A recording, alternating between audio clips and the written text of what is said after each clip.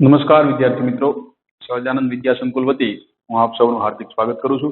આપણા આજના આ વિડીયોની અંદર આપણે ધોરણ 11 ના છે પાઠ 1 ની અંદર કે ભૂગોળ એક વિષય તરીકે આ પાઠનો અભ્યાસ આપણે કરતા હતા. હવે આજના વિડીયોની અંદર આપણે જે અગાઉ બે અભિગમો ભણી ગયા, પદ્ધતિસરનો અભિગમ અને પ્રાદેશિક અભિગમ, આ પદ્ધતિસર અભિગમની નીચે જો તમે કોઈ પણ ભૂગોળની કોઈ પણ બાબતનો પદ્ધતિસર અભિગમના આધારે અભ્યાસ કરો તો ભૂગોળની કેટલી શાખાઓ પડે એના વિશે આપણે આજે અભ્યાસ કરવાનો છે. જો તમે પદ્ધતિસર અભિગમના આધારે અભ્યાસ કરો તો ભૂગોળની 3 શાખાઓ પડે. એક છે ભૌતિક ભૂગોળ, બીજી માનવ ભૂગોળ અને ત્રીજી જૈવિક ભૂગોળ. હવે આ ત્રણેયના નામ જોતા જ આપણને થોડો અંદાજ આવી જાય કે આ ત્રણેયની અંદર કેવી કેવી બાબતોનો અભ્યાસ થતો હશે. પરંતુ આપણે આ ત્રણેયની ડિટેલમાં ભણવાની છે અને ડિટેલની અંદર જે આપણને બધું સમજાવેલું છે કે કઈ શાખાની અંદર કેવી કેવી બાબતો આવે. તો આપણે પહેલી જે આપણને શાખા આપી ભૌતિક ભૂગોળ, આ ભૌતિક ભૂગોળથી શરૂઆત કરીશું. ભૌતિક ભૂગોળની જે આખી શાખા રહી એના પણ પાછા પેટા ભાગ પાડેલા છે અને આ ભૌતિક ભૂગોળની શાખાના કેટલા વિભાગો પડે તો એને 5 વિભાગમાં વહેંચવામાં આવેલી છે. હવે આ 5 પેટા વિભાગના નામ આપણે ખાસ યાદ રાખવાના. જો તમને આ ભૌતિક ભૂગોળની જે શાખા છે એના 5 પેટા વિભાગના નામ આવડી જશે તો તમને એના વિશે લખતા ઓટોમેટિક આવડી જશે, કારણ કે એના નામ ઉપરથી તમને થોડું થોડું યાદ આવી જશે અને આખો મુદ્દો આપણે લખી શકશું. તો 5 ભાગની અંદર જે પહેલો ભાગ છે આ જે છે એ ભૂસ્વરૂપ વિજ્ઞાન. ભૂસ્વરૂપ વિજ્ઞાન. હવે એના નામ ઉપરથી આપણને થોડી ઘણો અંદાજ આવી જાય કે એની અંદર શેનો અભ્યાસ થતો હશે. ભૂસ્વરૂપ, ભૂ એટલે ભૂમિ કે ભૂપૃષ્ઠ, આ ભૂપૃષ્ઠના સ્વરૂપનો જે અભ્યાસ કરે કે ભૂમિના અલગ અલગ સ્વરૂપોનો જે અભ્યાસ કરે એવું એક શાખા એટલે ભૂસ્વરૂપ વિજ્ઞાન, ભૌતિક ભૂગોળની પહેલી શાખા. બીજી શાખા આબોહવા વિજ્ઞાન. તો જો હવે એના નામ ઉપરથી પણ આપણને ખબર પડી જાય, નીચે પણ આપણને સમજાયેલું છે કે આબોહવા વિજ્ઞાન છે એ પૃથ્વીના વાતાવરણ અને પૃથ્વીની આબોહવાનો અભ્યાસ કરે છે. ત્યારબાદ છે ત્રીજા નંબરે સમુદ્ર વિજ્ઞાન, ત્રીજા નંબરનો પેટા વિભાગ. તો સમુદ્ર વિજ્ઞાન શેનો અભ્યાસ કરે તો એના નામ ઉપરથી ખબર પડી જાય કે સમુદ્ર એટલે કે મહાસાગરો, મહાસાગરોની ઉત્પત્તિ કઈ રીતે થઈ, પછી મહાસાગરોની નીચે જે એનું તળિયું છે આ તળિયું કઈ રીતે એની રચના થયેલી છે, તળિયાનું જે ભૂમિનું સ્વરૂપ છે, મહાસાગરોની અંદર ક્ષારનું પ્રમાણ કેટલું, એનું પૃથ્વી ઉપર સ્થાન ક્યાં, આવી બધો અભ્યાસ સમુદ્ર વિજ્ઞાન કરશે. ત્યારબાદ ચોથા નંબરનો જે પેટા વિભાગ રહ્યો આ છે જમીન વિજ્ઞાન, એટલે કે પૃથ્વીની સપાટી ઉપર જે આવેલી જમીન છે જેને આપણે સ્પષ્ટ રીતે જોઈ શકીએ, જેના સંપર્કમાં આપણે રહેતા હોય, એના ઉપર આપણે ખેતી કરતા હોય, આ જમીન. આ ઉપરની જે સપાટીનું સ્વરૂપ છે પૃથ્વીની સપાટીનું ઉપરનું, જેને આપણે જમીન કહેવી, એ જમીનનું પ્રકાર કેવો, એનું વર્ગીકરણ કઈ રીતે થાય, એનો ઉપયોગ કઈ રીતે કરી શકાય, એના લક્ષણો ક્યાં, આ બધો અભ્યાસ કરે આ જમીન વિજ્ઞાન. હવે ભૂસ્વરૂપ વિજ્ઞાન ને જમીન વિજ્ઞાનમાં એટલું જ સ્પષ્ટ રાખવાનું કે ભૂસ્વરૂપ વિજ્ઞાન છે આ પૃથ્વીની ઉપરનું જે કંઈ આખો પૃથ્વીનો પોપડો રહ્યો, આ પોપડા ઉપરની જે સપાટીની જમીનથી માંડી અને કેન્દ્ર સુધીની તમામ પ્રકારના ખડકો વધાયનો અભ્યાસ આ કરશે. જ્યારે જમીન માત્ર ઉપરની સપાટીનો અભ્યાસ કરે કે જેને આપણે જમીન તરીકે ઓળખતા હોય. ત્યારબાદ 5મા નંબરનો જે પેટા વિભાગ છે આ છે જળ વિજ્ઞાન.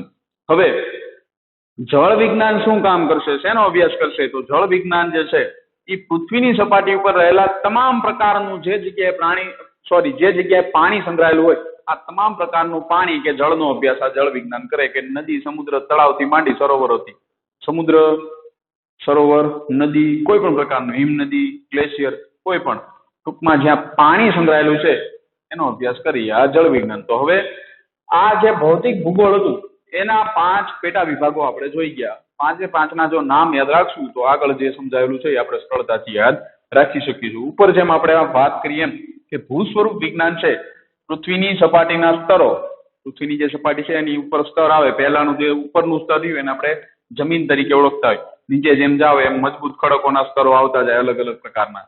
આ બધા પૃથ્વીની સપાટીના સ્તરો કે ભૂમિ સ્વરૂપોનો અભ્યાસ કરે. ત્યારબાદ આ જે સ્તરો છે એનું વિતરણ કઈ રીતે થયેલું છે, કઈ રીતે એનું વિતરણ થયું છે, ક્યાં સુધી કેવા પ્રકારના સ્તર આવે, કેવા પ્રકારના ખડકો આવે, નીચે જાવ તો એનાથી વધારે નીચે મજબૂત ખડકો આવે. તમે 9મા ધોરણની અંદર ભણી ગયા કે પૃથ્વીની અંદર જે કેન્દ્રમાં ગરમી રહેલી છે લાવારસ, એ લાવારસની ફરતે જે ખડકો આવેલા છે એસ્થેનોસ્ફિયરના ખડકો જે સૌથી મજબૂત હોય ને આખા પૃથ્વીના પોપડાનો વજન એ સંભાળીને બેઠા હોય. તો આ બધા અલગ અલગ આવા સ્તરો ને એનું વિતરણ, ત્યારબાદ આવા સ્તરોની ઉત્પત્તિ કઈ રીતે થઈ એના વિશે અભ્યાસ કરે અને આ સ્તરોના પ્રકારો વિશે પણ અભ્યાસ કરે છે. કોણ? ભૂસ્વરૂપ વિજ્ઞાન. પૃથ્વીની ઉપર જે કંઈ માટી, ખડક કે પથ્થરો જે કંઈ આવેલું છે એના સ્તરોનો અભ્યાસ આ ભૂસ્વરૂપ વિજ્ઞાન કરે છે. અગાઉ વાત કરી કે એમ કે આબોહવા વિજ્ઞાનમાં શેનો અભ્યાસ થાય? તો વાતાવરણની અંદર રહેલા અલગ અલગ સ્તરોનો અભ્યાસ થાય. હવે ભૂસ્વરૂપ વિજ્ઞાન પૃથ્વીના અલગ અલગ ભૂમિના જે સ્તરો છે એનો અભ્યાસ કરે તો એ સ્તરને આપણે નરી આંખે જોઈ શકીએ. ખાડો ખોદો તમને અલગ અલગ એવા સ્તર દેખાય. કોલસાની ખાણ હોય કે મોટી કોઈ ખનિજ મેળવવાની ખાણ હોય તેની અંદર જે ફરતી દિવાલો હોય ખાણની એની અંદર અલગ અલગ જમીનના સ્તરો આપણે સ્પષ્ટ જોઈ શકતા હોય. પણ વાતાવરણના સ્તરોને આપણે જોઈ શકતા નથી, કારણ કે વાતાવરણ આપણને કોઈ પણ રીતે નરી આંખે કે કોઈ પણ રીતે વાતાવરણ દેખાતું નથી. એટલે એનો મતલબ એવો નથી કે વાતાવરણની અંદર સ્તર હોતા નથી. વાતાવરણની અંદર પણ સ્તર હોય. તમે દરેક વાયુઓનો અભ્યાસ કરો તો તમને જાણવા મળશે કે કેટલાક વાયુઓ એવા હોય કે જે પૃથ્વીની સપાટીથી નજીકની એટલે કે થોડી ઓછી ઊંચાઈએ રહેતા હોય. કેટલાક વાયુઓ કદમાં કે વજનમાં હલકા હોવાના કારણે થોડી ઊંચાઈએ રહેતા હોય. એટલે આ બધા વાયુઓના આવા જે એના ગુણધર્મો છે એના કારણે વાતાવરણની અંદર અલગ અલગ સ્તરો પડે. અમુક સ્તર સુધી અમુક વાયુનું પ્રમાણ હોય, પછી બીજા વાયુઓનું પ્રમાણ વધવા લાગે. હલકા વાયુ જે છે હિલિયમ આવા બધા એ પૃથ્વીના વાતાવરણની ખૂબ જ ઊંચાઈએ જોવા મળે. તો આના કારણે આવા સ્તરો પડે. તો એ સ્તરનો અભ્યાસ કોણ કરશે? આબોહવા વિજ્ઞાન. ત્યારબાદ પૃથ્વી ઉપર અનુભવાતી અલગ અલગ ઋતુઓનો અભ્યાસ આબોહવા વિજ્ઞાન કરે. કારણ કે ઋતુઓ કોના સાથે જોડાયેલી છે? આબોહવા સાથે. જેમ ધીરે ધીરે શિયાળાની શરૂઆત થઈ ગઈ તો આપણે આજુબાજુનું વાતાવરણ ઠંડુ થઈ ગયું. 5 વાગે ત્યાં ઠંડીનો અહેસાસ થવા માંડે. તો જે ઉનાળામાં પરિસ્થિતિ હતી એના બદલામાં અત્યારે વિરુદ્ધ થઈ ગયું. એ વખતે તડકો પડતો એકદમ ઠંડી ક્યાં જ પડવા માંડી. આ બધો અભ્યાસ કોણ કરશે? ઋતુઓનો. આબોહવા વિજ્ઞાન કરશે. પછી આબોહવાની અંદર રહેલા ઘટકો અને એની અંદર રહેલા તત્વો, જેવા કે આબોહવાના ઘટકો કે આબોહવાના તત્વો કોને ગણી શકાય? તો આબોહવાની અંદર રહેલું તાપમાન, હવાનું દબાણ, હવા કેટલી માત્રામાં છે, જેટલી માત્રા ઝાઝી હવાની એટલું હવાનું દબાણ વધારે હોય.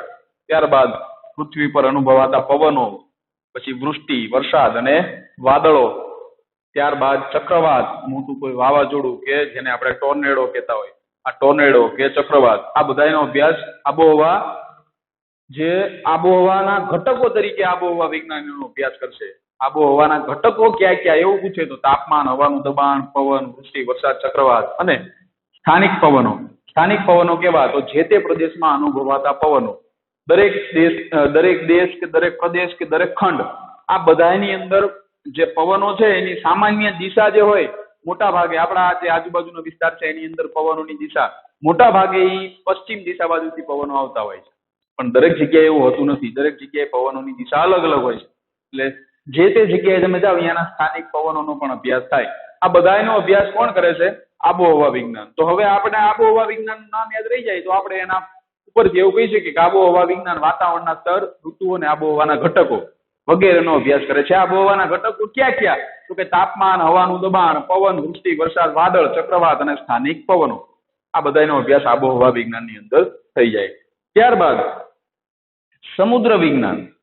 આ સમુદ્ર વિજ્ઞાનના નામ ઉપરથી જ ખબર પડી જશે કે મહાસાગરોની ઉત્પત્તિ વિશે અભ્યાસ કરે. પછી મહાસાગરોમાં આવતી ભરતી ઓટ વિશે પણ અભ્યાસ કરે કે ભરતી અને ઓટ શાના કારણે આવે. આ બધાનો અભ્યાસ આ સમુદ્ર વિજ્ઞાન કરતું હોય. ત્યારબાદ મહાસાગરોની ઊંડાઈ કેટલી, તો એનો પણ આ સમુદ્ર વિજ્ઞાન અભ્યાસ કરશે. પછી પૃથ્વી પર મહાસાગરોનું સ્થાન ક્યાં છે, કઈ જગ્યાએ આવેલો છે, તો એના વિશે પણ સમુદ્ર વિજ્ઞાન અભ્યાસ કરે. ત્યારબાદ મહાસાગરોનો જે પ્રવાહ છે એ પ્રવાહ કઈ દિશામાં ચાલી રહ્યો છે, કઈ દિશામાં મહાસાગરોનો પ્રવાહ વહે છે, એના વિશે પણ અભ્યાસ કરે. આપણને એવું થાય કે મહાસાગરો છે એ એક જગ્યાએ સ્થિર જ હોય, એનો કોઈ પ્રવાહ હોતો નથી. થોડી નદી છે કે એક જગ્યાએ બીજી જગ્યાએ જતી હોય, પણ છતાંય મહાસાગરોની અંદર એક જેને અર્ધવર્તુળ આકારે કહી શકીએ એવી રીતે અર્ધવર્તુળ આકારે પ્રવાહ વહેતો જોવા મળે. દરેક મહાસાગરની અંદર એનો પ્રવાહ હોય અને પાણી એક દિશા તરફ ખેંચાતું હોય, પાછું ફરીને પાછું બીજી વખત પાછું ફરતું રહે. એટલે ટૂંકમાં અર્ધવર્તુળાકાર કે વર્તુળાકાર એ ફરતું હોય. આ શેના કારણે બનતું હોય એનો અભ્યાસ પાછો સમુદ્ર વિજ્ઞાન કરે. એના પાછળના કારણો એવા કે એક તો પૃથ્વીનું ગુરુત્વાકર્ષણ, પવનોની દિશા અને ચંદ્રનું ગુરુત્વાકર્ષણ. આ ચંદ્ર અને પૃથ્વી વચ્ચેનું જે ગુરુત્વાકર્ષણ છે એના કારણે જ આ ભરતી ઓટ આવે અને એના કારણે જ મહાસાગરોનો પ્રવાહ પણ બદલાતો રહે. મહાસાગરનો પ્રવાહ જે છે એ પાછો પવનો સાથે પણ આધાર રાખે. એટલે કેટલા બધા કારણો હોય. આ બધા કારણોનો સમુદ્ર વિજ્ઞાન અભ્યાસ કરે અને ત્યારબાદ સમુદ્રનું જે તળિયું છે, આ તળિયાનું ભૂપૃષ્ઠ કેવું છે એના વિશે પણ સમુદ્ર વિજ્ઞાન અભ્યાસ કરશે. કારણ કે સમુદ્રની ઉપરની જે સપાટી રહી એની ઉપર તો પાણી, પણ સમુદ્રના તળિયે શું હોય? જમીન હોય. અને જમીન તો દરેક જગ્યાએ પૃથ્વી પર એક સમાન બનેલી છે. ક્યાંક રણ પ્રદેશ હોય, ક્યાંક પર્વતો હોય. તો એનો મતલબ હવે એવો નથી કાઢવાનો કે સમુદ્ર એટલે નકરું પાણી, એને તળિયું તો હશે. અને સમુદ્રના તળિયે તમે જુઓ તો ક્યાંક રેતાળ જમીન જોવા મળે છે, ક્યાંક પર્વતો જોવા મળે, ક્યાંક ખડકો જોવા મળે. આવું બધું સમુદ્રના તળિયે પણ જોવા મળે. જેટલા ખનિજો પૃથ્વી સપાટી ઉપરથી મળે એનાથી ને ઝાઝા ખનિજો સમુદ્રમાંથી મળે છે. કારણ કે પૃથ્વીની જે સપાટી ખુલ્લી છે, જેટલા ભાગમાં આપણે બધા રહેતા હોય, જમીન છે, એના કરતા વધારે ભાગમાં તો પાણી છે. એટલે સપાટીની અંદરથી પણ કિંમતી ખનિજો બધા મળી શકે. એટલે સમુદ્રના તળિયાનું જે ભૂપૃષ્ઠ છે એનો અભ્યાસ સમુદ્ર વિજ્ઞાન કરે. ત્યારબાદ સમુદ્ર જળની ક્ષારતા, સમુદ્રનું જે પાણી છે એની અંદર ક્ષારનું પ્રમાણ કેટલું છે, આનો અભ્યાસ પણ આ સમુદ્ર વિજ્ઞાન કરતું હોય. અને એક એવી બાબત કે જેનો સમુદ્ર વિજ્ઞાનની સાથે કઈ ઝાઝો સંબંધ ન હોય એવું પણ લાગે કે મહાસાગરોની માનવ જીવન પર અસરો, મહાસાગરો જે રહ્યા એની માનવ જીવન ઉપર કેવી અસરો પડે છે એનો અભ્યાસ પણ આ સમુદ્ર વિજ્ઞાન કરે. હવે આનો વિચાર આપણે કરવી કે મહાસાગરોની માનવ જીવન પર કેવી કેવી અસરો પડતી છે. તો માનવ જીવન ઉપર મહાસાગરોની બહુ ગહેરી અસરો પડે. એક તો મહાસાગરોના લીધે જ વરસાદ આવતો હોય, તો આ વરસાદના કારણે માનવ જીવન છે એ વધુ, જેને કહેવાય કે પોતાનો વિકાસ કરી શકે, ખેતી થાય કે કોઈ પણ પાક ઉગે કે કોઈ પણ વનસ્પતિ ઉગે. જો મહાસાગરો ન હોય તો વરસાદ આવે ને, એટલે પહેલી અસર. હવે આના વગર, મહાસાગરો વગર આપણે ચાલી શકીએ નહીં, અહીંથી ખબર પડી જાય. કારણ કે ભલે આપણે ગમે એટલા દૂર રહેતા હોય મહાસાગરોથી, પણ એના વગર આપણે ચાલવાનું નથી. ત્યારબાદ બીજું તો કે મહાસાગરો આપણને, જે લોકો માંસાહારી છે એ બધા એને ખોરાક પૂરો પાડે, માછલી દ્વારા કે કોઈ પણ દ્વારા, અન્ય સમુદ્ર જીવો દ્વારા. ત્યારબાદ એની અંદરથી આપણને કિંમતી રત્નો કે કેટલા બધા ખનિજો મળે. એટલે આવી બધી, પછી એક બીજી એનો મુખ્ય ઉપયોગ મહાસાગરોનો પરિવહન માટે, એક જગ્યાએથી બીજી જગ્યાએ માલ સામાન લઈ જવા માટે. એટલે આવી કેટલી બધી અલગ અલગ બાબતો દ્વારા આ મહાસાગરો છે એ માનવ જીવન ઉપર અલગ અલગ પ્રકારની અસરોનો પ્રભાવ પાડતા હોય. આ બધા એનો અભ્યાસ કોણ કરે? સમુદ્ર વિજ્ઞાન. ટૂંકમાં સમુદ્ર સાથે જોડાયેલી બધી બાબતોનો અભ્યાસ થઈ જાય. ત્યારબાદ આવશે જમીન વિજ્ઞાન. તો જમીન વિજ્ઞાનમાં કેવો અભ્યાસ થાય? તો જમીન વિજ્ઞાનની અંદર જમીનના પ્રકારો વિશે અભ્યાસ થાય. 10મા ધોરણની અંદર આપણે જે 8 પ્રકારો ભણી ગયા, હવે આ 8 પ્રકારો આયા ક્યાંથી કે આપણે એનો અભ્યાસ કરવાનું ચાલુ કર્યું, એના વિશે આપણે માહિતી મેળવી. એટલે આ જે જમીનના પ્રકારો છે એનો અભ્યાસ કરે જમીન વિજ્ઞાન. પછી આ જે કઈ જમીનના પ્રકારો બન્યા તેનું નિર્માણ કઈ રીતે થયું, એના નિર્માણ વિશે પણ આ અભ્યાસ કરશે જમીન વિજ્ઞાન. પછી જમીનના પ્રકારોનું વિતરણ કઈ રીતે થયેલું છે, કયા પ્રદેશમાં કેટલા પ્રકારમાં જમીનના પ્રકારો છે. દાખલા તરીકે ગુજરાત હોય તો ગુજરાતની અંદર 2 કે 3 પ્રકારના કે 5 પ્રકારની જમીન જોવા મળતી હોય. ક્યાંક રણ પ્રદેશ હોય કચ્છમાં, પછી તમે આપણી આજુબાજુના વિસ્તારમાં જુઓ મેદાની પ્રદેશને મોટા ભાગે કાળી ને લાલ ને એવી માટી જોવા મળતી હોય.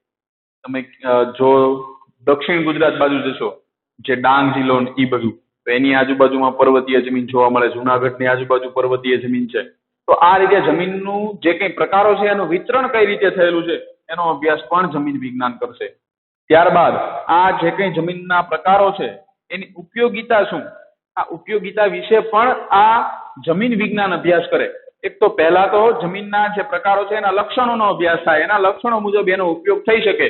એટલે એની ઉપયોગિતા વિશે પણ એ અભ્યાસ કરશે કે પર્વતીય જમીન હોય તેનો ઉપયોગ શું થઈ શકે. તો એ આપણને સમજાવે આ જમીન વિજ્ઞાન. મેદાની વિસ્તાર છે અથવા તો રણ પ્રદેશ છે, તો રણ પ્રદેશની જમીનનો ઉપયોગ કઈ રીતે થઈ શકે, તો રણ પ્રકારની જમીનનો ઉપયોગ આવો થઈ શકે, એ આપણને સમજાવે જમીન વિજ્ઞાન. ત્યારબાદ આવશે જળ વિજ્ઞાન. જળ વિજ્ઞાન શેનો અભ્યાસ કરે? તો એના નામ ઉપરથી ખબર પડી જાય કે મહાસાગરો, સમુદ્ર, નદીઓ, સરોવરો અને હિમ નદીઓ, આ બધાની અંદર સંગ્રહાયેલી જે જળ રાશિ છે, જળ રાશિ એટલે એની અંદર સંગ્રહાયેલો પાણીનો જથ્થો, આ પાણીના જથ્થાનો અભ્યાસ કરે એને જળ વિજ્ઞાન કહેવાય. મહાસાગરોનો અભ્યાસ થાય અને સમુદ્રનો અભ્યાસ થાય. સમુદ્રો અને મહાસાગરોમાં એટલો ફેર કે મહાસાગર છે એ મોટા વિસ્તારમાં ફેલાયેલો હોય, જ્યારે સમુદ્ર એવા આપણે જેને એક રીતે સમુદ્ર જ કહેવાય કે એ સાગર જ કહેવાય, પણ સાગર અને મહાસાગરમાં એટલો ફરક કે મહાસાગર વિશાળ વિસ્તારમાં હોય, જ્યારે સાગર છે એ આજુબાજુ કોઈ દેશ કે બીજે કોઈ ભૂમિ ભાગથી ઘેરાયેલો હોય તો વચ્ચેનો જે ભાગ છે એ સાગર તરીકે ઓળખાય. એને ક્યાંય જુદો પાડતા નથી, વચ્ચે વંડી ચણતા નથી. અરબ સાગર ને હિન્દ મહાસાગર વચ્ચે તમે જોજો નકશામાં ગુજરાત પાસે અરબ સાગર કહેવાય, નીચે હિન્દ મહાસાગર કહેવાય.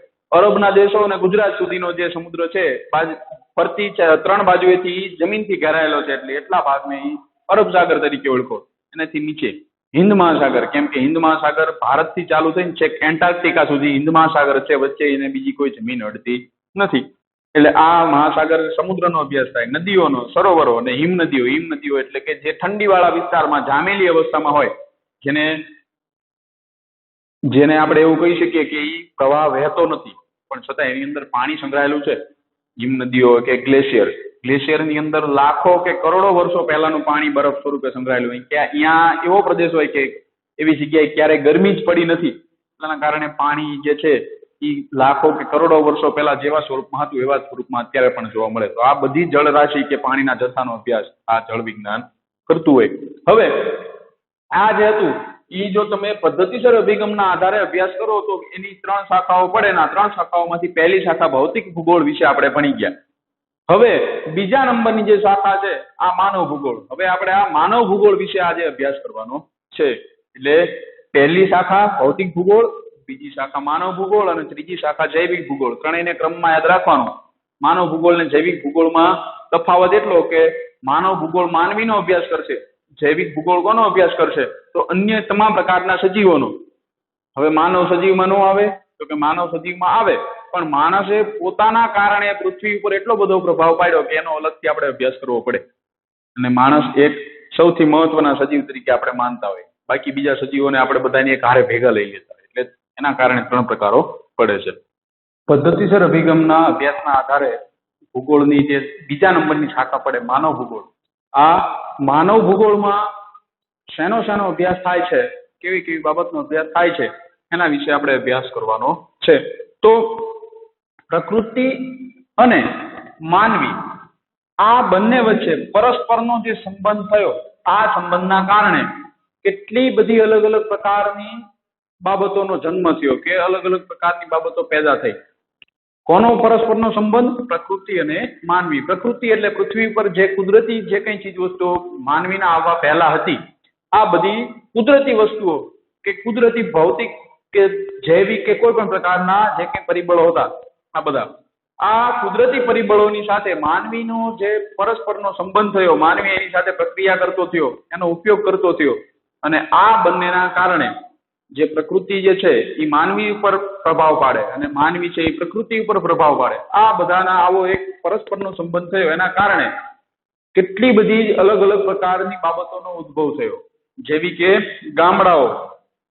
આ ગામડાઓ ક્યારે બન્યા કે જ્યારે માનવ જે છે એ પ્રકૃતિનો યોગ્ય ઉપયોગ નહોતો કરતો, પ્રકૃતિ સાથે એના યોગ્ય સંબંધો નહોતા, એવા સમયે માનવ જે છે ભટકતું જીવન જીવતો, જેને આપણે આદિ માનવથીને પણ વધુ જેને પછાત ગણી શકીએ એવો માનવ, કે જેને કપડાં પહેરવાની ખબર નહોતી પડતી અને જે કોઈ એક વ્યક્તિ કે 2 વ્યક્તિ એવા નાના નાના ટુકડીઓમાં રહેતો, નાના નાના દળમાં, મોટો પરિવાર એને હતો નહીં, પરિવારની સાથે રહેવું એને ખબર હતી નહીં. પણ જ્યારથી પ્રકૃતિનો ઉપયોગ કરતા શીખો, આગની શોધ, ખાસ કરીને આગની શોધ થઈ, આ આગની શોધની બાદ માનવ છે એ ધીરે ધીરે પોતાના પરિવારની સાથે રહેવાનું પસંદ કરવા લાગ્યો. 5 થી 6 વ્યક્તિઓ સાથે રહેતા હોય અને ધીરે ધીરે આ બધા વ્યક્તિઓ એક એવી જગ્યાએ રહેવાનું પસંદ કર્યું કે જ્યાં રહેવા માટે અનુકૂળ પરિસ્થિતિ હોય, સપાટ જમીન હોય, એની ઉપર ધીરે ધીરે ખેતીની શોધ બાદ એમણે મકાન બનાવવાનું ચાલુ કર્યું. આ બધું ક્યારે થયું? પ્રકૃતિ સાથે માનવીનો અને માનવીનો સંબંધ પ્રકૃતિ સાથે અને પ્રકૃતિનો સંબંધ માનવી સાથે આ જ્યારે ગાઢ બનતો ગયો અને ગાઢ સંબંધના કારણે ધીરે ધીરે ગામડાઓનો વિકાસ થયો. થોડા પરિવારો રહેવા લાગ્યા, પછી ધીરે ધીરે એનો વિકાસ થતો ગયો અને ગામડાઓ મોટા થતા ગયા. આ ગામડાઓ કસ્બાઓ, કસ્બા છે એ ગામડાનું નાનું સ્વરૂપ. કસ્બો એટલે એવું એક સ્થળ કે જ્યાં થોડાક પરિવારો 10, 15 કે 20 પરિવારો એક સાથે મળીને રહેતા હોય, તો એવો જે છે એને કસ્બો કહેવાય, ગામડું કહેવાય નહીં, ગામડાથી નાનું સ્વરૂપ. ગામડાઓ, કસ્બાઓ, ત્યારબાદ શહેરો. શહેરોનો પણ વિકાસ ક્યારે થયો કે જ્યારે માનવી ભેગો રહેતો થયો. શરૂઆતના જે કસ્બાઓ હતા એ ધીરે ધીરે મોટા થતા થતા ગામડાઓ બનતા ગયા. ગામડાઓમાંથી પણ વર્ષોના વર્ષો વીતતા ગયા અને ગામડાઓનો વિકાસ વધારે થતો ગયો. ઝાઝા પરિવારો ગામડામાં રહેતા થઈ ગયા. એટલે એ ગામડું ધીરે ધીરે મોટું થતું ગયું ને એક ગામનો વિકાસ વધારે થઈ ગયો તો ધીરે ધીરે એ શહેર બની ગયું. આપણા જે હાલના શહેરો છે એ પહેલેથી શહેરો નહોતા. બધા પરિવારો ઝાઝા બધા લોકો અહીંયા રહેવા માટે આવવા લાગ્યા. એની અંદર સુવિધાઓ વધવા લાગી એટલે પાછી એની વસ્તી વધતી ગઈ. એવી રીતે ગામડામાંથી શહેરનો જન્મ થયો, એનું કદ વધતા. એટલે ગામડા, કસ્બા અને શહેર જે છે એ પરસ્પર સંબંધના કારણે બન્યા. ત્યારબાદ આવા શહેરો અને ગામડાઓ સાથે મળી અને એક દેશ બન્યો. આ દેશ છે એ આપણે બનાવેલી માનવ સર્જિત વસ્તુ છે, પ્રાકૃતિક કે કુદરતી રીતે બનેલો નથી. આપણા આવા સંબંધોના કારણે દેશ, ગામડા, શહેર આ બધું બન્યું. ત્યારબાદ આ બધી જે કંઈ આખી પ્રક્રિયા ચાલી ગઈ, ત્યારબાદ આપણે ઘણી બધી બીજી બધી શોધો કરી, યાંત્રિક સંશોધનો થયા અને બીજી કેટલીક ભૌતિક સુવિધાઓ આપણા માટે બનાવવા માટે આપણે અલગ અલગ બધી કેટલી બધી નવા સર્જનો કર્યા. ને આ સર્જનો માટે કારખાનાઓ બનાવ્યા. કારખાનાઓની અંદર જે કઈ ચીજ વસ્તુઓ બનાય, આ બધી ચીજ વસ્તુઓ માનવ પોતાની જાતે બનાવી શકતો નથી. એના કાચા માલ તરીકે આપણે પ્રકૃતિ સાથે આવો પરસ્પરના સંબંધની જરૂર પડે છે. પ્રકૃતિ પાસેથી આપણે ચીજ વસ્તુઓ મેળવી કારખાનાની અંદરથી અલગ અલગ વસ્તુઓ આપણે બનાવતા હોય. સિમેન્ટ બનાવી તો સિમેન્ટ માટે અલગ અલગ પ્રકારના પથ્થરો આ બધું ભેગું કરીને કારખાનામાં માત્ર શું કામ થાય કે એને દળીને એમાંથી પાવડર બનાવીને સિમેન્ટ બનાવવામાં આ બધું મિક્સ કરીને. પણ આપણે કઈ આમ મંત્ર બોલીને ડાયરેક્ટ સિમેન્ટની થેલી બનાવી શકતા નથી. તો આપણે પ્રકૃતિ ઉપર આધાર રાખવો પડે. આ પરસ્પરના સંબંધના કારણે કારખાનાઓ બન્યા. ત્યારબાદ સડકો બનવાનું ચાલુ થયું, રસ્તાઓ બન્યા. સડકોની સાથે સાથે રેલ માર્ગો, આ બંનેને એક સમાન ગણી શકીએ. ત્યારબાદ રહેઠાણો બન્યા.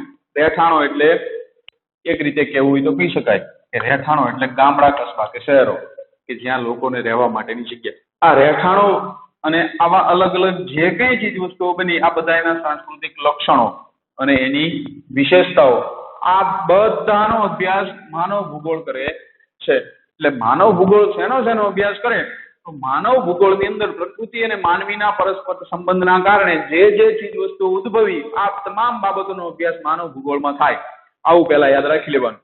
હવે આ બધાને ટૂંકમાં કહેવું હોય તો એવું પણ કહી શકીએ કે માનવીના રહેઠાણોના સાંસ્કૃતિક લક્ષણો, એની વિશેષતાઓ અને એના વિતરણનો અભ્યાસ માનવ ભૂગોળ કરે છે. ત્યારબાદ એવું પણ કહી શકીએ, બીજો મુદ્દો આમાંથી અલગ પાડી, આ પહેલો મુદ્દો બનાવ્યો હતો આપણે કે રહેઠાણના સાંસ્કૃતિક લક્ષણ, વિશેષતા અને એના વિતરણનો અભ્યાસ માનવ ભૂગોળમાં થાય. બીજો મુદ્દો કે ગામડાઓ, કસ્બા, શહેરો, દેશ ઉપરાંત કારખાના, સડક કે રેલ માર્ગો વગેરેનો અભ્યાસ પણ માનવ ભૂગોળ કરે છે. આ રીતે આપણે આને સમજાવી શકીએ. ચોપડીની ભાષામાં આ રીતે બધો આપણને ખીચડો આપ્યો. આપણે ખીચડો ન કરવો હોય તો અહીંયાથી એક મુદ્દો અલગ પડી જશે. રહેઠાણો આ વગેરે શબ્દ કાઢી નાખવાનો. રહેઠાણોના સાંસ્કૃતિક લક્ષણો, વિશેષતાઓ અને વિતરણનો અભ્યાસ માનવ ભૂગોળમાં થાય છે.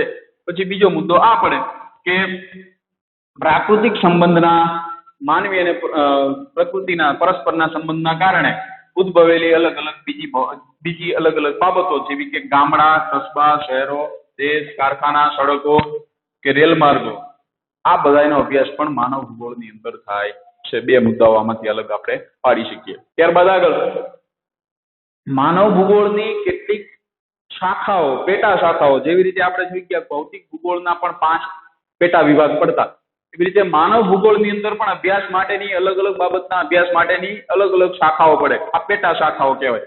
એ પેટા શાખાઓની અંદર પહેલી તો કે સાંસ્કૃતિક ભૂગોળ. આ સાંસ્કૃતિક ભૂગોળ કામ શું કરે તો માનવી સાથે જોડાયેલી જે એની મહત્વની જો કોઈ એવી વિશેષતા હોય તો એની પોતાની સંસ્કૃતિ.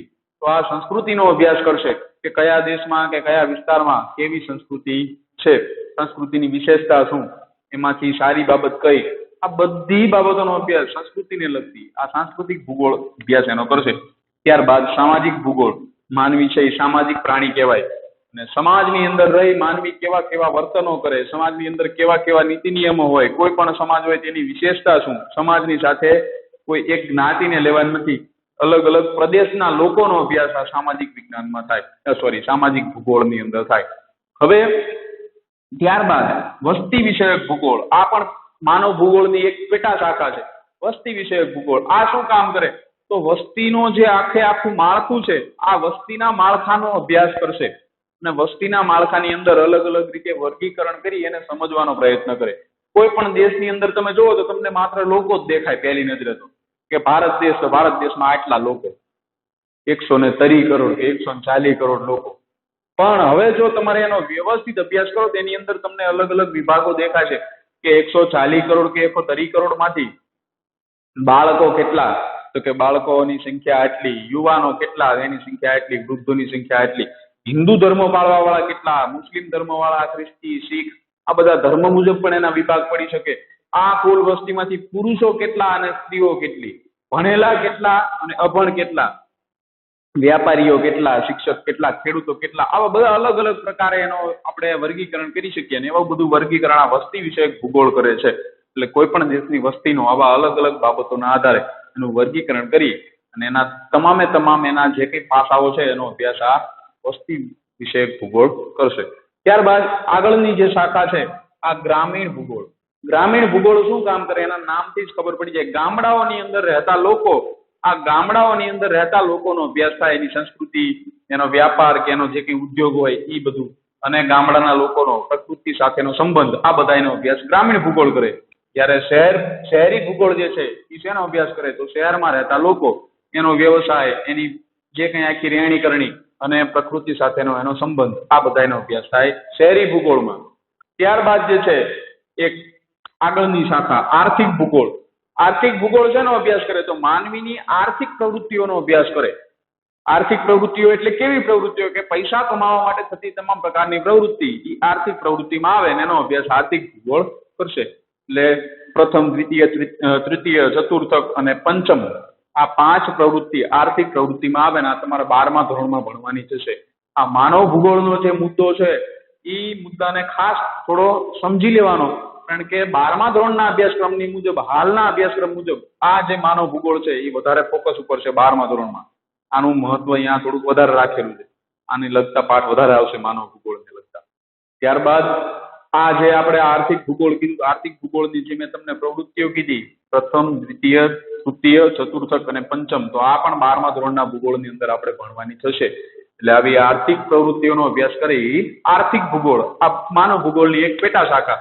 ત્યારબાદ ઔદ્યોગિક ભૂગોળ. આ ઔદ્યોગિક ભૂગોળ પણ માનવ ભૂગોળની એક પેટા શાખા છે. કઈ રીતે, તો ઔદ્યોગિક ભૂગોળ ઉદ્યોગ કોના દ્વારા ચાલે, માનવ દ્વારા. ઔદ્યોગિક ભૂગોળ શાનો અભ્યાસ કરે, તો આ ઉદ્યોગોનો અભ્યાસ કરે. ઉદ્યોગના પ્રકારો, ઉદ્યોગના કારણે પ્રકૃતિને કેવી પ્રભાવ પડે છે, કેવી કેવી પ્રકૃતિની ચીજ વસ્તુઓનો ઉદ્યોગમાં ઉપયોગ થાય છે, અને ઉદ્યોગના કારણે જે કઈ ચીજ વસ્તુઓ બને એ પાછી પ્રકૃતિને કેટલું નુકસાન પહોંચાડે, કે શું ફાયદો કરાવી આપે, જે કઈ થતું હોય, આ બધા ઉદ્યોગનો અભ્યાસ આ ઔદ્યોગિક ભૂગોળ કરે. એના દ્વારા માનવી પર કેવી અસર પડે એનો પણ અભ્યાસ આની અંદર થાય.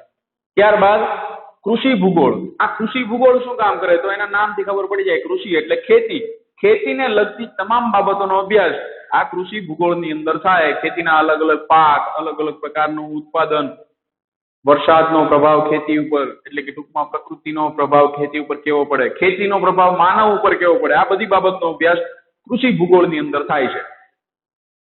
ત્યારબાદ વ્યાપાર અને પરિવહન ભૂગોળ.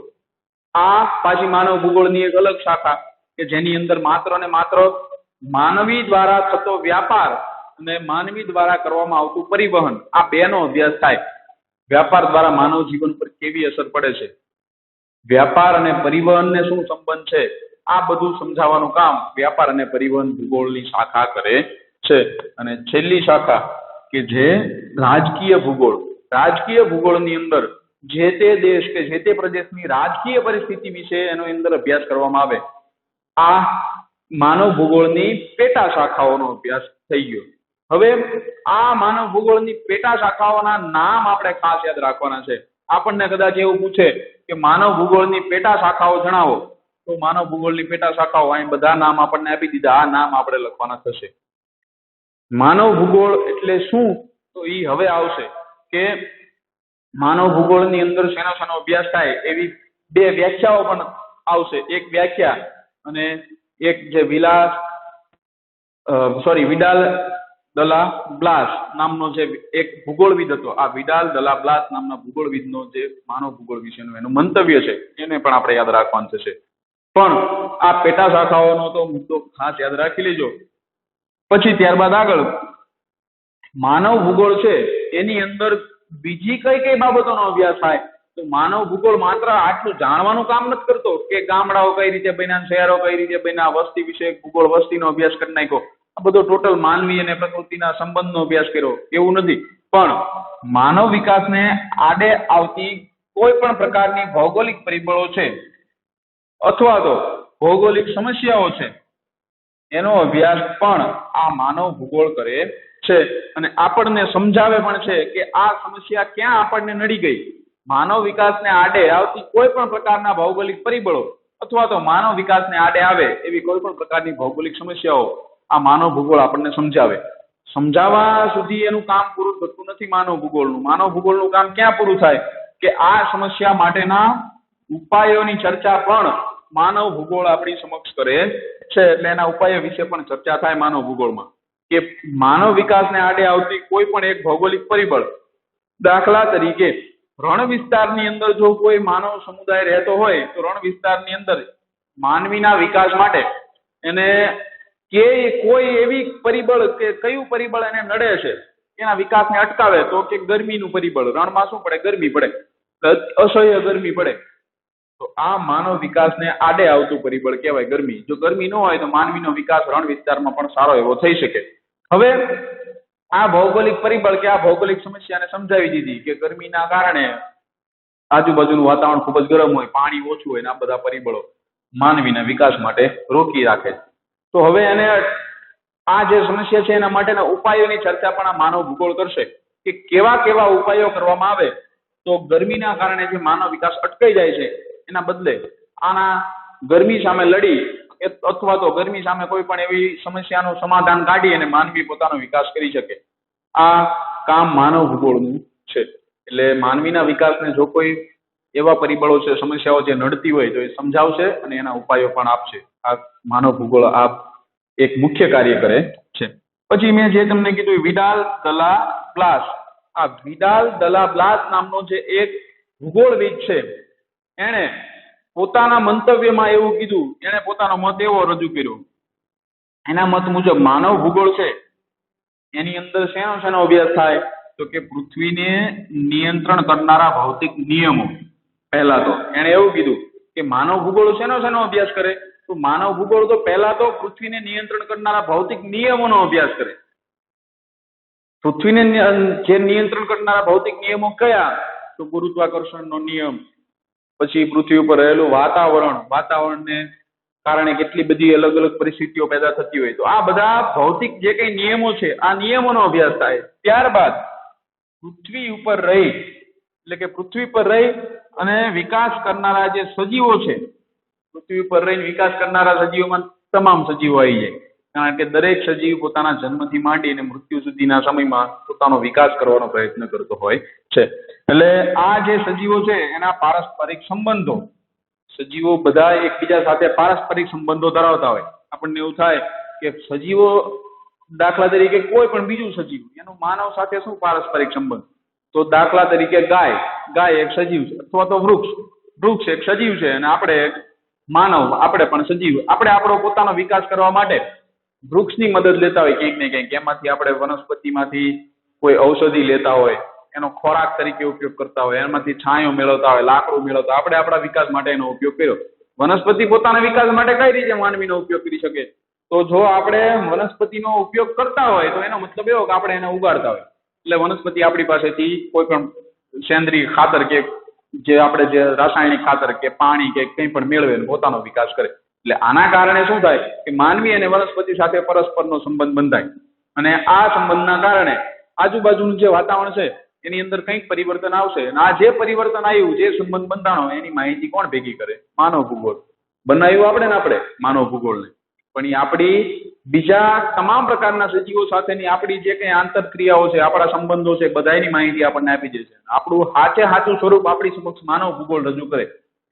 ખરેખર કોઈ વ્યક્તિ એવો હોય કે જે પોતાનું જોતો હોય, બીજાને કેટલું નુકસાન પહોંચાડે એની ક્યારેય ચર્ચા કરતો હોતો નથી, કોઈ દી વિચાર કરતો હોતો નથી. પણ એની સમક્ષ જો તમે રજૂઆત કરો કે ભાઈ એને દર્શાવો કે ભાઈ આ કામ કર્યું એમાં 5 વ્યક્તિને આટલું નુકસાન થયું કે તારા મમ્મી પપ્પાને આટલું નુકસાન થયું, જો તમે એની સમક્ષ નુકસાન રજૂ કરો એને બીજા સામે કેવું વર્તન કર્યું એનો હિસાબ આપો ત્યારે એને ખબર પડે કે ઓહો મેં તો ખરાબ કામ કર્યું. એટલે અહીંયા આપણને માણસને સમજાવશે માનવ ભૂગોળ કે આપણે બીજા પ્રકૃતિના તત્વો સાથે બીજા સજીવો સાથે કઈ રીતે આપણે વ્યવહાર કરતા હોય, આપણું વર્તન કેવું, એના કારણે શું પરિવર્તન આવે, શું નુકસાન જાય, બધું આપણને આ માનવ ભૂગોળ સમજાવવાનું કાર્ય કરે છે. એટલે વિડાલ દલા બ્લાસ નામના ભૂગોળવિદે શું કીધું કે માનવ ભૂગોળ એવી બાબતોનો અભ્યાસ કરે કે જે પૃથ્વીને નિયંત્રણ કરનારા ભૌતિક પરિબળો છે, ભૌતિક નિયમો છે, આ ભૌતિક નિયમોનો તો અભ્યાસ કરે જ છે, પણ એની સાથે સાથે પૃથ્વી ઉપર રહીને વિકાસ કરનારા જે કંઈ સજીવો છે, આ સજીવોની અંદર પરસ્પરમાં જે સંબંધો જોવા મળે આ સંબંધોનું પણ અભ્યાસ કરે. આ બધાનું સંયુક્ત જ્ઞાન શેમાં સમાયેલ છે? માનવ ભૂગોળમાં. માનવ ભૂગોળમાં આ બધાનું સંયુક્ત જ્ઞાન, ભેગું થયેલું સંકલિત જ્ઞાન સમાવીને બેઠું માનવ ભૂગોળ. એ પ્રકૃતિના બાબતોનો અભ્યાસ કરે, પૃથ્વીને જે નિયંત્રણ કરે એવા ભૌતિક નિયમો છે એનો પણ અભ્યાસ કરશે, પણ સાથે સાથે પૃથ્વી ઉપરના સજીવોનો પારસ્પરિક સંબંધનો પણ અભ્યાસ કરે. ટૂંકમાં તમામ જેની જે બાબતોની અસર માનવી ઉપર પડે એવી બધી બાબતોનું સંયુક્ત જ્ઞાન આ માનવ ભૂગોળ પોતાની અંદર સમાવીને બેઠો બધાનો અભ્યાસ માનવ ભૂગોળ કરે છે. હવે જે છે આ એક આપણને વ્યાખ્યા આપેલી, અને વ્યાખ્યા જે છે આ પ્રવૃત્તિશીલ માનવવાળી, એની અંદર શબ્દ યાદ રાખવો પડશે. આ વ્યાખ્યા આપણને કોણે આપી? કુમારી એલન સેમ્પલ. હવે જો અહીંયા ખાસ યાદ રાખવાનું કે કુમારી, કુ લખ્યું ને, કુ નો મતલબ કુમારી, કુ એલન સેમ્પલ. ચોપડીમાં એલન સેમ્પલ જ આપ્યું છે, મેં અહીંયા કુ એટલા માટે લગાડ્યું કારણ કે આ જે એલન સેમ્પલ નામના વ્યક્તિ હતા ને એ સ્ત્રી હતા, પણ ઘણા બધા વિરલાઓ એવા ભેગા થાય 11મા ધોરણમાં કે જે એલન સેમ્પલ ભણી ગયા, મનમાં એમ થઈ જાય કે એલન સેમ્પલ એટલે તો મૂછું વાળો માણસ, આદમી છે. 12માં જાય ને તો અહીંયા ચોખ્ખું લખ્યું કે કુમારી એલન સેમ્પલ. તારા આપણને પૂછે, લે સાહેબ આ તો સ્ત્રી નીકળ્યા, આ તો બેન, એમને એમ કે ભાઈ હતા. એ વખતે એમને ખબર પડે એટલે આપણે અંધારામાં નથી રહેવાનું. કુમારી એલન સેમ્પલ એક સ્ત્રી હતા, એક સ્ત્રી ભૂગોળવિદ કે જેને વિદુષી કહી શકાય, નાની સ્ત્રી. આ એલન સેમ્પલે શું કીધું ભૂગોળ વિશે, કે માનવ ભૂગોળ વિશે, કે પ્રવૃત્તિશીલ માનવ અને ગતિમાન પૃથ્વી. માનવી કેવો છે? પ્રવૃત્તિશીલ છે, સતત પ્રવૃત્તિ આપણને ગમતી હોય. માનવી મોટા ભાગે સતત પ્રવૃત્તિશીલ જ રહેતો હોય. કોઈ એવો વ્યક્તિ હોય જે આળસુ છે ને કઈ કરતો નથી છતાંય પ્રવૃત્તિશીલ હોય, કારણ કે 2 ટાઈમ એને ખાવાની તો જરૂર પડવાની જ છે, પોતાને પહેરવા માટે સ્વચ્છ કપડાની જરૂર પડશે. એટલે પ્રવૃત્તિશીલ માણસ અને ગતિમાન પૃથ્વી. પૃથ્વી એક જગ્યાએ સ્થિર નથી, જે એની કક્ષા ઉપર ફરે કે બ્રહ્માંડમાં ફરે એની વાત નથી, પણ પૃથ્વીની ઉપરના જે તત્વો છે આ બધા ગતિમાન છે, એમની અંદર સતત પરિવર્તન આવે અને એનું સ્વરૂપ બદલાતું રહેતું હોય. એટલે પ્રવૃત્તિશીલ માનવ અને ગતિમાન પૃથ્વી, આ બંને વચ્ચે પારસ્પરિક બદલાતા સંબંધોનું અધ્યયન. જે પ્રવૃત્તિશીલ માણસ છે એની સામે કેવી પૃથ્વી છે? ગતિમાન પૃથ્વી. ગતિમાન પૃથ્વી અને પ્રવૃત્તિશીલ માણસ, આ બંને વચ્ચે જે પારસ્પરિક સંબંધો છે એ પણ સતત બદલાતા રહેતા હોય, અને આ જે બદલાતા સંબંધો છે એનું અધ્યયન એટલે માનવ ભૂગોળ. આવું કોણે કીધું? એલન સેમ્પલે કીધું. પ્રવૃત્તિશીલ માણસ છે એ ગતિમાન પૃથ્વી સાથે જે કંઈ સંબંધ બનાવી બેઠો એની અંદર પણ પરિવર્તન આવવાનું, કારણ કે માનવી કેવો છે? પ્રવૃત્તિશીલ, સતત કંઈક ને કંઈક નવું શોધે રાખશે.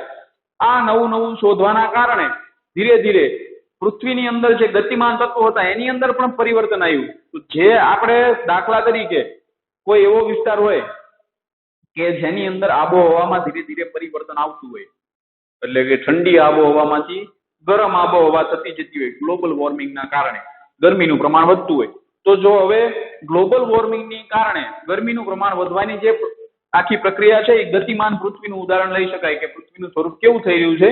બદલાઈ રહ્યું છે. ત્યાં પ્રવૃત્તિશીલ માનવ, જો કોઈ માનવ સમુદાય ટૂંકમાં રહેતો હોય તો આવો માણસ છે એ પહેલા કેવા સંબંધ રાખતો હતો પ્રકૃતિ સાથે? તો કે ઠંડી વાળા વિસ્તારમાં રહેતો, એટલે એ આજુબાજુનું જે કંઈ પ્રાકૃતિક તત્વો હતા એનો બધાનો ઉપયોગ કરતો. પણ ધીરે ધીરે પૃથ્વીની જે સ્વરૂપ છે એ બદલાતું ગયું, ગરમીનું પ્રમાણ વધવા લાગ્યું, તો હવે માનવીનો સંબંધ આ પૃથ્વી સાથે કેવો થશે? બદલાતો જશે. હવે માનવી પૃથ્વીની જે ગરમ આબોહવા છે એની સાથે રહેવાનું શીખવા લાગશે, અને એને આજુબાજુ જેવા તત્વો ઉપલબ્ધ હશે એનો ઉપયોગ કરવાનું ચાલુ કરી દેશે. એટલે પૃથ્વી જે છે એ પરિવર્તન લાવતી હોય સતત, માનવી પણ આ પરિવર્તનની સાથે સેટ થઈ જતો હોય. આ બંનેના જે સંબંધો છે આ સતત બદલાતા રહે, અને એનો જે અભ્યાસ કરે એવો એક વિષય એટલે માનવ ભૂગોળ. આવું એલન સેમ્પલે કીધું, કુમારી એલન સેમ્પલે કીધું. આ જે છે એ આપણે માનવ ભૂગોળ નામની એક શાખાનો આપણે અભ્યાસ કર્યો. કોની શાખા? તો પદ્ધતિસર અભિગમના આધારે જો તમે ભૂગોળનો અભ્યાસ કરો તો આ શાખાનો આપણે અભ્યાસ કરવાનો થાય. હવે આ જે આપણે કીધું ને, એક મને સરસ વાત યાદ આવી, ત્યારે તમને કહી દઉં કે પ્રવૃત્તિશીલ માનવ. હવે આ પ્રવૃત્તિશીલ માનવ એટલે કેવો કે સતત કંઈક ને કંઈક નવું કરવા માંગતો હોય. હવે કાલ કા પરમ દિવસે મેં સમાચારની અંદર વાંચેલું કે એક વાનરની પ્રજાતિ, એનું નામ સારું હતું પ્રજાતિનું, પણ નામ મને યાદ નથી રહ્યું. આ વાનરની પ્રજાતિના મગજની અંદર માણસનો ડીએનએ ઘુસાડવામાં આવ્યો. હવે માણસે, આપણા વૈજ્ઞાનિકોએ, બે દેશના કંઈક જર્મની ક્યાં કંઈકના વૈજ્ઞાનિકો હતા, એણે ડીએનએ, માણસનો ડીએનએ વાંદરાના મગજમાં નાખ્યો અને એનું પરિણામ એમણે ચકાસવા માટે વાંદરાને એક પ્રાણી સંગ્રહાલય જેવા પિંજરામાં રાખેલો.